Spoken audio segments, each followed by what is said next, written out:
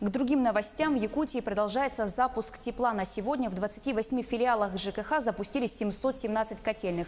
Последнюю котельную запускают сегодня в селе Халпцы Вилюйского улуса.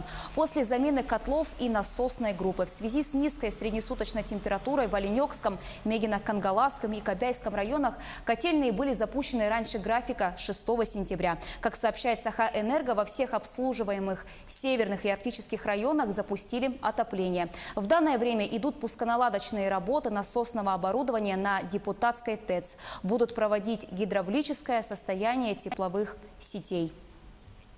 По подготовительным мероприятиям в этом году все запланированные ремонтные работы, которые были в плане у нас, по подготовке к осенне-зимнему периоду все работы были выполнены. У нас было в этом году масштабная замена. Это северное сияние на Депутатской ТЭЦ, то есть в поселке Депутатский 2 котла было заменено в полном объеме. И также к Депутатской ТЭЦ замена была 3 котлов водогрейных и ремонтная часть по тепловым сетям в самом поселке Депутатск.